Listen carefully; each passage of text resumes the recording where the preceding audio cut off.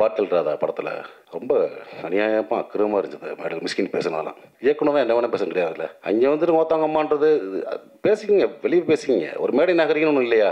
அவ்வளோ புக்கு படிச்சிருக்கீங்கன்றீங்க, அப்புறம் என்ன அறிவு இருக்கு உங்களுக்கு?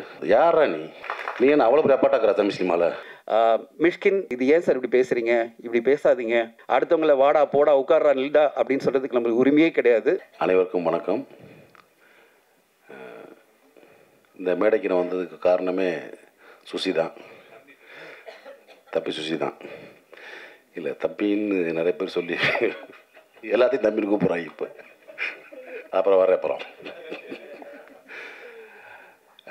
ஏன்னா நான் வந்து உங்களுக்கு தெரியும், நடிகரானதே நான் மகானாலில் தான் ஃபஸ்ட்டு.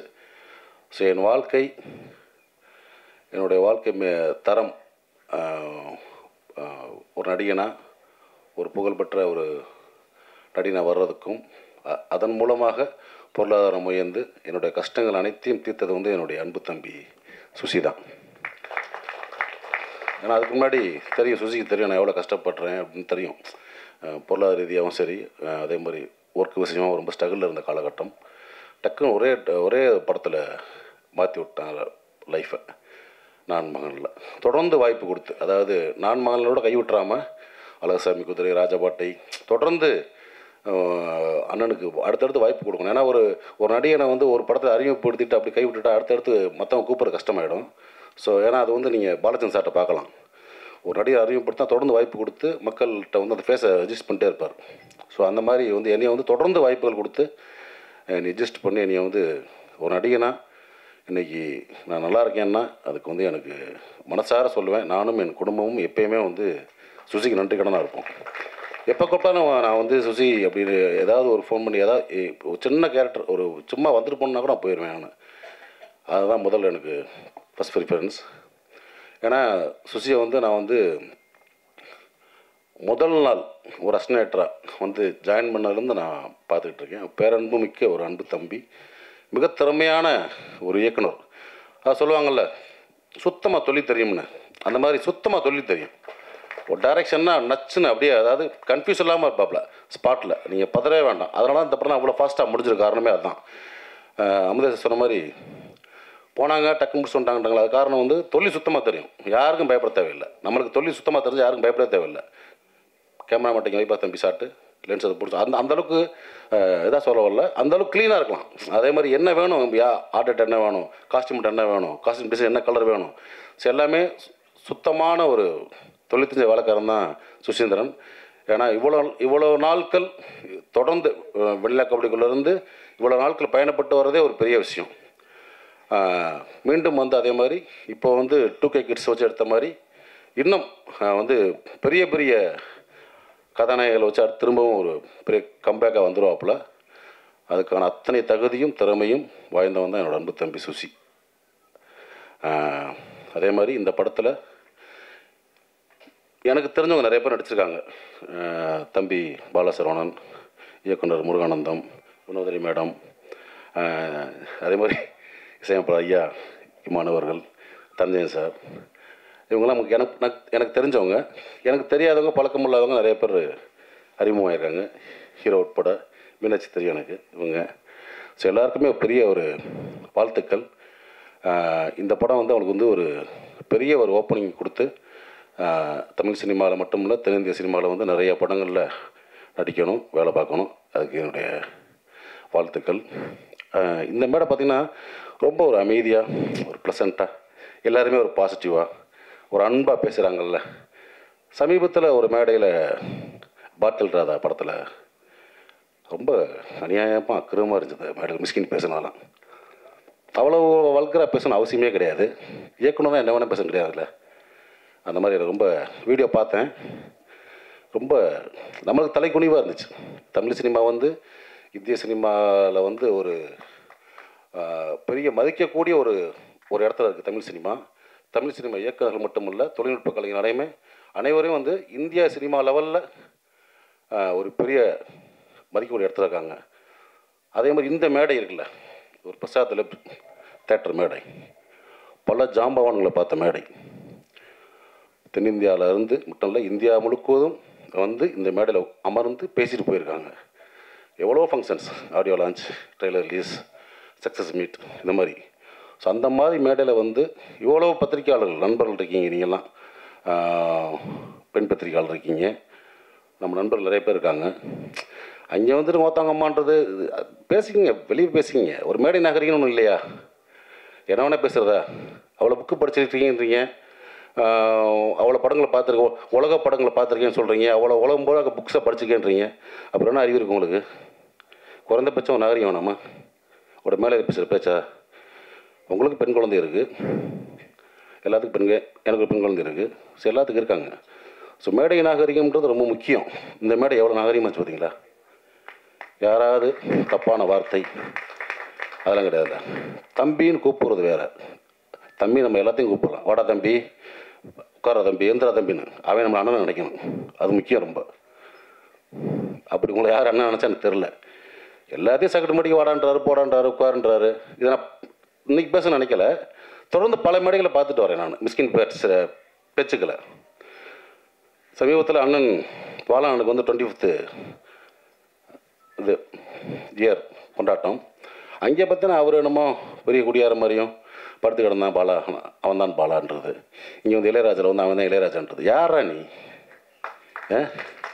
நீ என்ன அவ்வளோ பெரிய அப்பாட்டாக்குறா தமிழ் சினிமாவில்?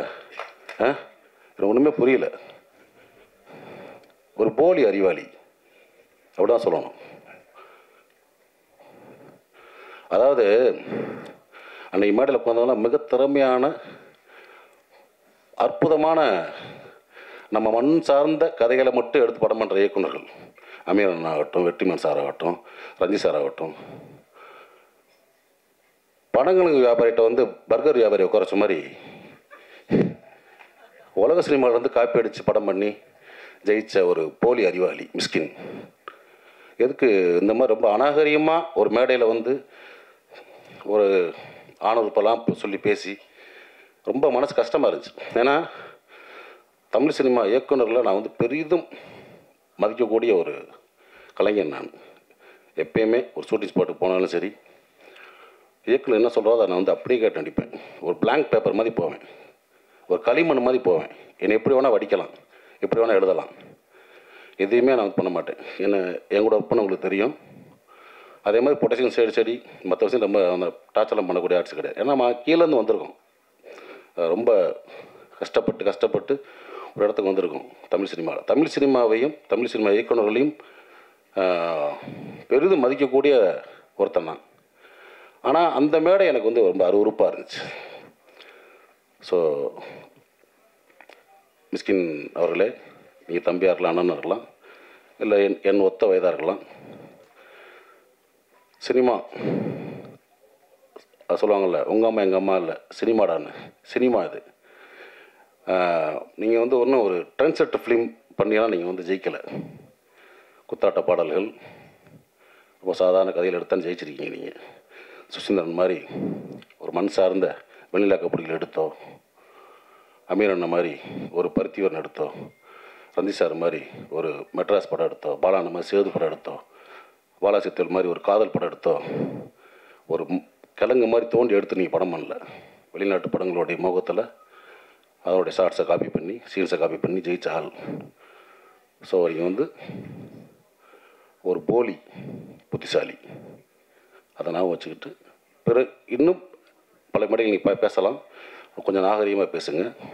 ஏன்னா நீங்கள் உட்காந்துருக்க மேடைகளில் பெரும் கலைஞர்கள் உட்காந்துருப்பாங்க. அன்றைக்கெல்லாம் மேடையில் சொல்கிறார், வெற்றிமாறனையும் ரஞ்சித் அமீர் இந்த மற்ற குடியார்கள் நீ பார்த்தீங்களா, ஊற்றியா கொடுத்தீங்க, கேவலமாக இல்லையா? அதெல்லாம் எத்தனையோ பேர் குடிக்காமல் இருந்துருக்கலாம், குடிப்பழக்கம் இல்லாத இருக்கலாம். மேடையில் எப்படி பொத்தாம சொல்கிறீங்க? ஏற்கனவே சினிமாக்காரனே கிளுகிளுன்னு தான் இருக்குது, பார்க்குற பார்வையே வேறு மாதிரி இருக்குது. இந்த மாதிரி நம்மளே தாழ்த்தி நம்மளே வெளியே அசிங்கப்படுவான்னு நினைக்கிறேன். இது வந்து என்னுடைய மனக்குமுறல். ஏன்னா இப்போயும் சொல்கிறேன், தமிழ் சினிமா இயக்குநர்களில் பெரிதும் மதிக்கக்கூடிய வணங்கக்கூடிய ஒருத்தன் நான். ஸோ அந்த மாதிரி இப்போ இருக்க ஒரு இயக்குநர்கள் இந்த மாதிரி சும்மா போகிற போக்கில் ஒருத்தவங்க அது இதுன்னு பேசுகிறது வந்து அனுமதிக்கக்கூடாதுன்னு நினைக்கிறேன். ஸோ அதை நான் வந்து இங்கே பதிவு பண்ண நினச்சேன். அதுக்கு வந்து என்னுடைய கண்டனங்களை கண்டிப்பாக தெரிவிச்சுக்கிறேன். ஓகே. அதே மாதிரி இந்த மேடையில் இன்னொரு எனக்கு ரொம்ப சந்தோஷமான விஷயம் என்ன பார்த்தீங்கன்னா, என்னுடைய நண்பன் பிரபாகரன் இந்த இது அந்த டாலோட அன்போட டா பிரபுவும் நானும் வந்து ஒன்றா அசிஸ்டன்ட் கேமரா ஒர்க் பண்ணோம். எனக்கு முன்னாடி சீனியர் ஆர்டிஸ்ட் அவன் தான். ஏன்னா வந்து போல ஆண் கட்டு பார்த்துருப்பீங்க. போல அன்வாசம் சாரி அஜித் சார் படம். அதில் வந்து எழில் சார் டைரக்டரு. அதில் வந்து ஜோதியா கண்ணன் அடிச்சிருப்பான். அப்பயே சொன்னேன், டே ரூட்டை மாற்றி போயிரு, கரெக்டாக ரூட்டு போட்டு ஒரு கிடச்சிருக்கு. நான் தமிழ் சினிமாவில் கேமராமேன் ஆகிட்டு தான் அவன் பண்ணான். ஆனால் வாழ்க்கை அவனையும் நடிகன் ஆகிடுச்சு. இந்த படத்தில் ஒரு முக்கியமான சென்ட்ரு புகராக நடிச்சிருக்கிறது எனக்கு ரொம்ப சந்தோஷம். நிறைய பேர் தெரியாது, நான் வந்து கோபின்னு ஒருத்தர் ஊர்லேருந்து வந்திருக்கான். ஊர்லேருந்து அறந்தாங்கிலேருந்து வெறும் போவேன். இப்போ பார்த்து படுத்துக்கிட்டே இருப்பான். டேய் என்னடா அவன் படுத்துக்கிட்டே இருக்கான், சரி உரான்மா. அவன் தான் தம்பி. ஸோ பிரபு தம்பி அறியப்பட்ட கோபி பின்னாடி நீயான கோபி ஆனார். நீயான கோபியோட அண்ணன் பிரபு. நான் வந்து ரொம்ப டக்குன்னு ஆர்டிஸ்ட் ஆகி விட்டாப்புல சுசி. ஆனால் அவன் இன்னும் வரணும், எனக்கு ரொம்ப சந்தோஷம். இப்போ வந்து ஏன்னா டிவி சீரியல் பண்ணிகிட்டு இருக்காப்புல, திரைப்படங்களில் நிறையா படங்கள் நடிக்கணும், எனக்கு அதான் ரொம்ப சந்தோஷம். அதனால் இன்னும் நிறையா பண்ணு தம்பி, இது உண்மையான தம்பி. சரியா? ஓகே, அனைவருக்கும் என்னுடைய வாழ்த்துக்கள். ஏதாவது தவறாக பேசியிருந்தால் பத்திரிகையாளர்கள் நண்பர்களும் மன்னிச்சுங்க. தேங்க்யூ. ஊடக நண்பர்கள் அனைவருக்கும் இனிய மாலை வணக்கம். மிக்க நன்றி உங்களுடைய இந்த ப்ரெசன்ஸ்க்கு. அண்ட் கிறிஸ்டி வாழ்த்துக்கள். சினிமா ஃபங்க்ஷனுக்கு இன்டர்வியூ மட்டும் பண்ணாமல் இது வரையும் ஹோஸ்ட்டும் பண்ண ஆரம்பிச்சிட்டிங்க. இனிமேல் தொடர்ந்து நிறைய படங்களுக்கு ஹோஸ்ட் பண்ணுங்கள். நல்லா அழகாக பண்ணுறீங்க. உங்களுடைய தமிழ் ரொம்ப பிடிக்கும் எனக்கு. இதே மாதிரி தொடர்ந்து எல்லா படங்களுக்கும் உங்களுடைய ஆதரவு இருக்கட்டும்.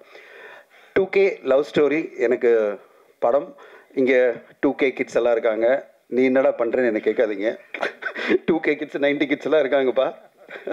ஆண்டனி பாக்யராஜ் சொல்கிற மாதிரி நான் அந்த 2K கிட்ஸு 90 கிட்ஸை தாண்டி கொஞ்சம் முன்னாடி கிட்டு. ஆனாலும் என்ன மாதிரி அந்த 2K கிட்ஸ் 90s கிட்ட தாண்டி இருக்கிற வயசாக இருந்தாலும் அந்த ஒரு கான்செப்ட் ரொம்ப பிரமாதமாக சுசி சார் பண்ணியிருந்தார். எனக்கு இந்த படத்தை பற்றி அறிமுகம் வந்து ஜகவீர் எனக்கு காமிச்சிட்டே இருந்தார். ஒரு மெசேஜ் போட்டிருந்தார், சார் இந்த மாதிரி ஒரு படம் வருது அப்படின்னு சொல்லிட்டு. நான் அப்போ பார்க்கும்போது நல்லா இருக்கே, சுசி சார் என்ன பண்ணுறாரு இந்த படம் அப்படின்னு நினச்சிருந்தேன் நான். அப்புறம் திடீர்னு ஒரு நாள் எனக்கு சுசி சார் கால் பண்ணிவிட்டு, சார் நீங்கள் அந்த படம் பார்க்குறீங்களா அப்படின்னாரு. கண்டிப்பாக சார் அப்படின்னு சொல்லிட்டு நான் போனேன். அதில் அந்த படம் பார்க்கும்போது ஹீரோயினும் இருந்தாங்க, அவங்க அம்மாவோட வந்திருந்தாங்க. படம் பார்க்கும்போது எனக்கு ரொம்ப, நாங்கள் ஒரு 4-5 பேர் தான் படம் பார்த்தோம். எனக்கு உண்மையிலே பிரமிப்பாக இருந்தது சுசி சாரனுடைய அந்த அண்டர்ஸ்டாண்டிங் ஆஃப் 2K கிட்ஸ். இந்த காலகட்ட மாடர்ன் யங் கிட்ஸ் என்ன நினைக்கிறாங்க, எப்படி வாழறாங்க, நம்ம பேரண்ட்ஸாக நம்ம எப்படி நினைக்கிறோம், நம்ம கிட்ஸை வந்து எப்படி நினைக்கிறோம், ஃப்ரெண்ட்ஷிப்பை எப்படி கன்ஃபியூஸ் பண்ணிக்கிறோம், லவ்வை எப்படி கன்ஃபியூஸ் பண்ணிக்கிறோம், நம்ம கிட்ஸை எப்படி சாதாரணமாக புரிஞ்சிக்காம அவங்க பேரில் பல மிஸ் அண்டர்ஸ்டாண்டிங்கில் இன்றைக்கி பல வீடுகளில் பிரச்சனைகள் இருக்குது. அதெல்லாம் தாண்டி ஒரு அருமையான ஒரு புரிதலோட ஒரு பிரமாதமான கான்செப்ட் வந்து பார்த்து முடித்தோடனே நான், என்னுடைய மனைவி, என்னுடைய நண்பர் 3 பேர் நாங்கள் பார்த்தோம். எங்களுக்கு ரொம்ப பெருமையாக இருந்தது சுசி சந்திரன் சாரை பார்த்து. ஏன்னா அவர் வந்து நான் முதல்ல அவருடைய படத்தில் தான் என்னுடைய ஒரு படம் நாங்கள் அக்வயர் பண்ண வேண்டிய படம் வந்து வெண்ணிலா கபடி குழு. நிறைய பேருக்கு தெரியாது. அந்த ப்ரொடியூசர் எங்கிட்ட வந்து அந்த படம் பிடிச்ச உடனே எங்கிட்ட காமிச்சார். சொன்னார், இந்த மாதிரி நாங்கள் படம் பண்ணுறோம் சார், நீங்கள் வெண்ணிலா கபடி குழு. அப்போ நான் ஒரு கார்பரேட் கம்பெனியில் CEO இருக்கும்போது எங்கிட்ட இது பண்ணார். அப்போ நாங்கள் உட்காந்து பேசியிருந்தோம். ஒரு அமௌண்ட்டு கரெக்டாக செட் ஆகலை. அன்னிலேருந்து நான் சுசீந்திர சாரை மிஸ் பண்ணிகிட்டே இருந்தேன். இந்த படம் பார்த்தோன்னே சுசீந்திர சார் கண்டிப்பாக மிஸ் பண்ணக்கூடாதுன்னு நினச்சேன். ஏன்னா தமிழ் சினிமா கொண்டாடப்பட வேண்டிய ஒரு மாபெரும் இயக்குனர். பல வெற்றி படங்கள், பல நடிகர்கள். நீங்கள் வந்து ஒரு விஷ்ணு விஷால், ஒரு சூரி, ஒரு அருள்தாஸ் சார் அப்படின்னு பல நடிகர்கள் இன்றைக்கி இங்கே இருக்கிற ஜகவீர் அண்டு பல பேர், மீனாட்சின்னு பல பேர் அறிமுகப்படுத்தினார். அவருடைய அறிமுகத்தில் இன்றைக்கி பல பேர் பெரிய லெவலில் இருக்காங்க. அப்படிப்பட்ட ஒரு சிறந்த இயக்குனர், நம்மெல்லாம் கொண்டாடப்பட வேண்டிய ஒரு சிறந்த இயக்குனராக சுசீந்திரன் சாரை பார்க்குறேன்.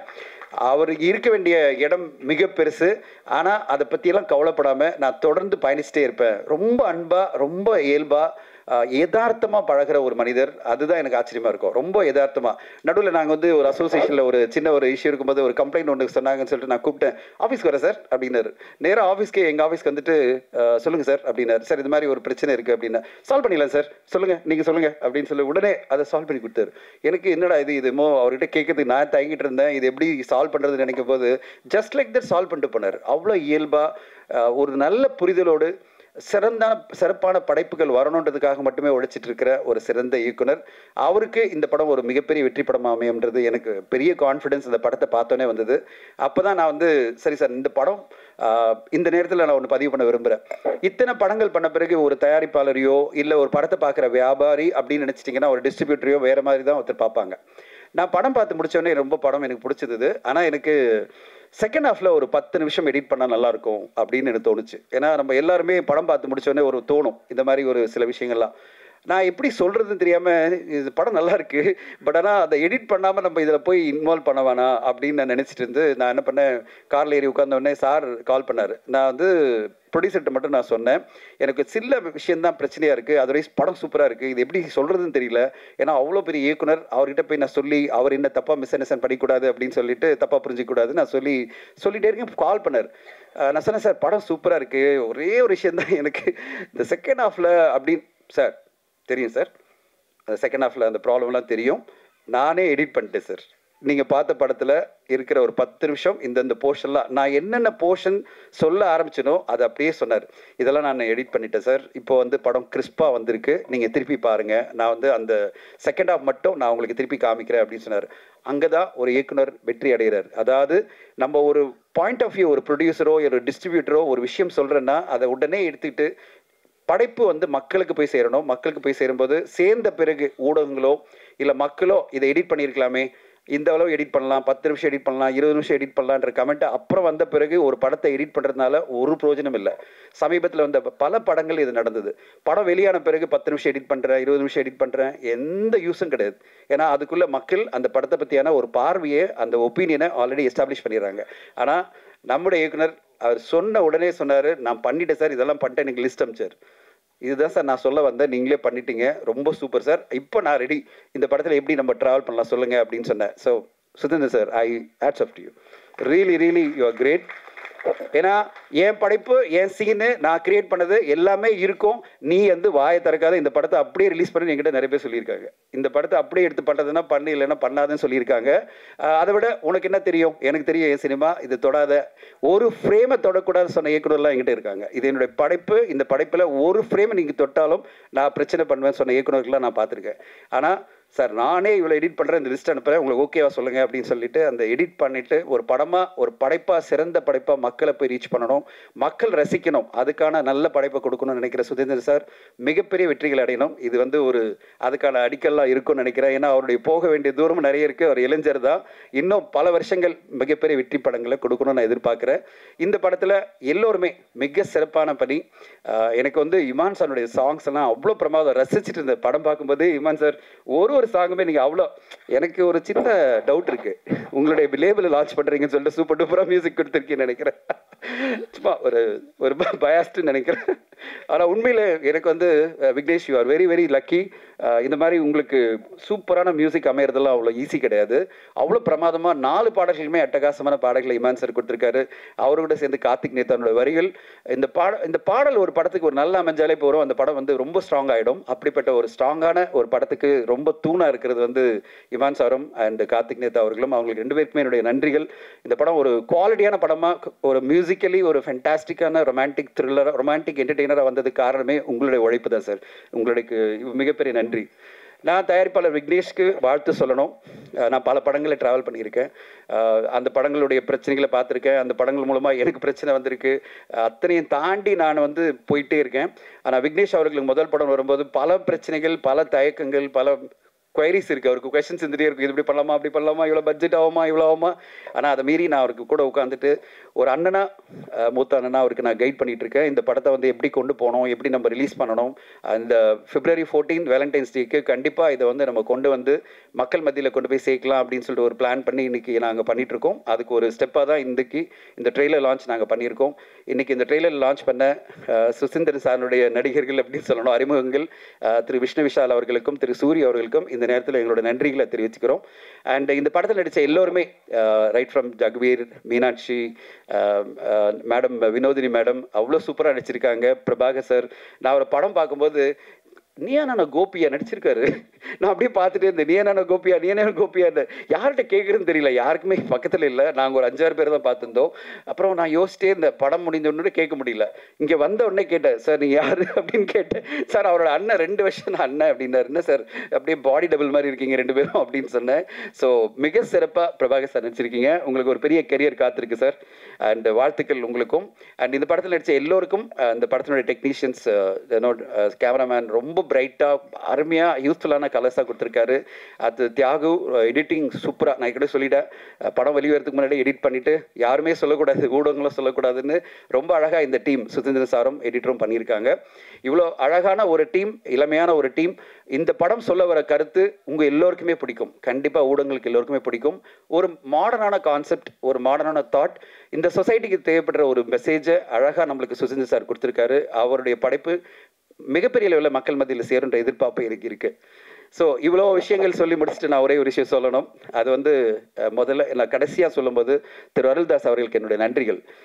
ஒரு மேடையில் நாகரிகம் எவ்வளோ முக்கியம், பாசிட்டிவிட்டி எவ்வளோ முக்கியம், ஒரு படைப்பை பற்றி பேசும்போது நம்ம எவ்வளோ அதாவது ஒரு அழகாக கருத்துக்களை சொல்லணுமே தவிர வல்கரான வார்த்தைகளோ, நம்ம பாடி உறுப்புகள் சம்மந்தப்பட்ட வார்த்தைகளோ, மற்றவங்களை காயப்படுத்துகிற வார்த்தைகளோ நம்ம எப்பவுமே சொல்லக்கூடாது. அடுத்தவங்களை வாடா போடா உட்கார்றா நில்டா அப்படின்னு சொல்கிறதுக்கு நம்மளுக்கு உரிமையே கிடையாது. பர்சனலாக நம்ம பேசலாம். மிஷ்கின், இயக்குனர் மிஷ்கின் அவர்கள் என்னுடைய மிகச்சிறந்த நண்பர். அவருடைய ஆஃபீஸ்க்கு போய் நான் நிறைய நேரம் உட்காந்து நிறைய பேசிகிட்டு இருப்பேன்.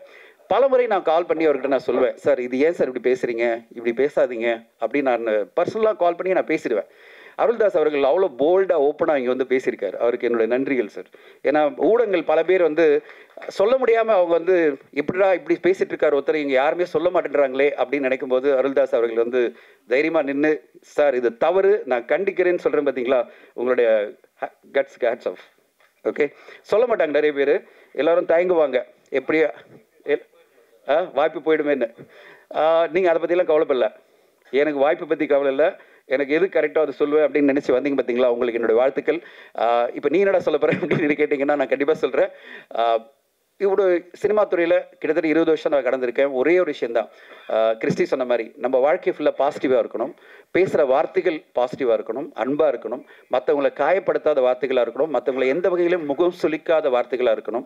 ஸோ அப்படிப்பட்ட வார்த்தைகளை நம்மளால் உபயோகப்படுத்த முடியலன்னா வாய முடிக்கணும். இதுதான் என்னுடைய பாலிசி.